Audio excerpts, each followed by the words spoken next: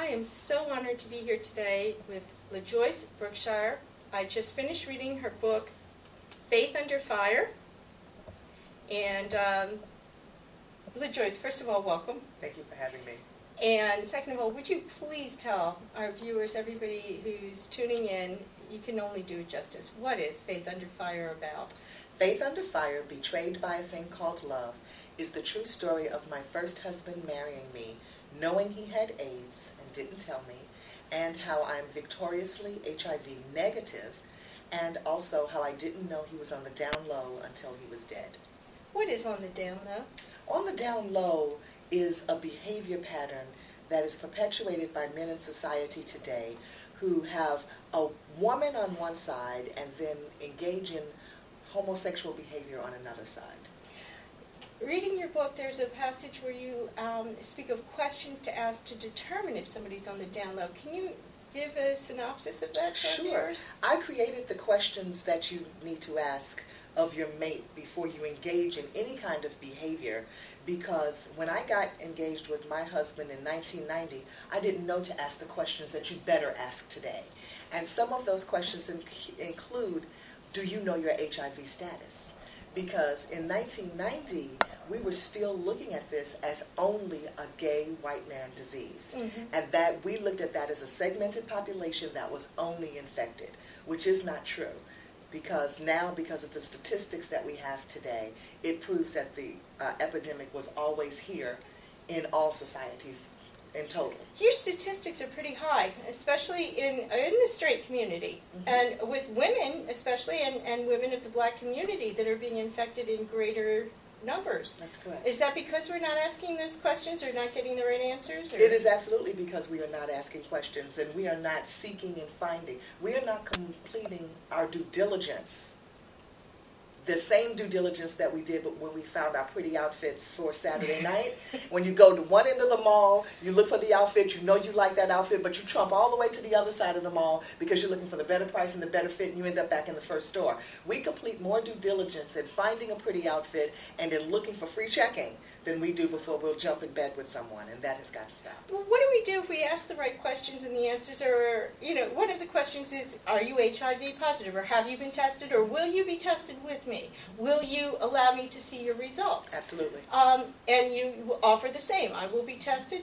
What if they say, oh, baby, why? Or, what kind of answers might you get as a runaround? What do you respond? You might absolutely get the runaround. And that's when what we have is our God-given discernment kicks in, that little still small voice, that if it sounds like a lie, it's probably a lie. And if it doesn't sound true, it probably is. If it sounds too good to be true, it probably is. Go on your own seek and find mission. I always say, before you swap spit, swap information. And no test, no touch. No test, no touch. Just as simple as that. Good thing to talk to our daughters about, too. Oh, and even more than that, a good thing to talk to our daughters about is abstinence. I am meeting teenagers who have never heard the word. Teach your children about abstinence. This is really, truly the only way to avoid HIV infections. Teach your children about abstinence. There is no way in this day and time that children should not know what that word means. Now, your faith brought you through this, and often we hear about faith and we just think, well, it means yes, no, or this or that. You faced this with your husband, and your faith brought you through. So would you talk a little bit about, where did you learn your faith, and how did you maintain your faith? I think you learn your faith mentally, by just reading the Bible. But believing it is a totally different thing. And when you come face to face with something that tests your faith and put your faith under fire, that is the opportunity to see if this thing you've been reading about is real. And I know we're under a time constraint, and about how many minutes do we have left we have about 5 minutes left. What can you tell us, without giving away your book exactly, but there are some hard questions I'd want to ask you, but part of it is your husband has passed. Yes. Well, that husband, not yes. You've remarried. Yes, and we can speak briefly, right? I'm so pleased with your childhood sweetheart. My childhood sweetheart, Gus. Yes, I'm remarried to him. We'll be married 11 years this year, and we have a baby girl. You do, Brooke. Brooke. Yes, Brooke Brookshire. Brookshire, and so, you know, and she's going to have to face all this, and the challenges today for children. And what do you think is the toughest thing facing society today right now? I think that the toughest thing that the children today are living today, the toughest thing that they're living is that they are born into a time where they have never not known AIDS. Wow. They are born into a time where AIDS has always been a part of their life. And this is something that they're going to have to contend with. So it is up to us to help cease fire on what's going on. It's a shame that we have more information than we have ever had, but we have infection numbers higher than we've ever had. You know, I kind of get a pass because, like I said, in 1990, I didn't know what we know today.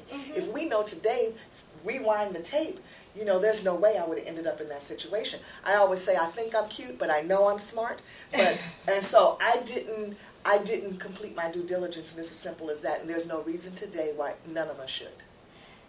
Where do you think, with your faith and everything, and this might be an unfair question, but where do you think your first husband is right now, as far as, or where you are with him? Because peace was never quite made here. So you have just a little bit of time before you can wrap things up and tell us the rest you want. But can you tell us, you know, where do you think he is? I don't think that his peace was made. My peace was absolutely made. I don't think that he got an opportunity to fess up as he could have or should have. Now, whether he did that with God intimately, one-on-one, I'll never know. And whether he did it with, he certainly didn't do that with me. So there were a lot of people praying for him and his salvation and for him to fess up once we found out the truths of him always knowing. And so if he never did it, then, you know, God bless. But all I have to say is that I'm God's girl for real, for real. You are God's girl. You say that frequently, and this is really God's girl. Yeah. Absolutely God's girl. You're also a nutritionist. I know we're almost out of time. I'm a naturopathic doctor. So do you want, if you only have a couple minutes, I'm going to shut up. Would you just tell our viewers whatever you want to say about your book, nutrition, whatever you'd like to tell them? Well, I would have to say that ultimately I'm negative as a result of being covered by the blood of Jesus and him keeping me protected. That's the first thing. But I have also lived a holistic lifestyle since high school. And so I have a rock solid immune system. And that what you must understand is that the HIV virus is just that, a virus. No different from influenza, quite honestly. That at the point of exposure, if your immune system is low, you will get that cold. At the point of exposure, if your immune system is low to AIDS, you will get the disease. So it is all about immunity and keeping your immune system strong. If you can do one good thing for yourself in terms of health, drink more water. Drink half your body weight in ounces in water and eat 5 servings of fruit per day. If you have to just do 2 minimal changes, now that's really easy, you guys. You can do those little things. And the last thing that I want to say is that about the disease and about staying safe. Before you swap spit, swap information, no test, no touch.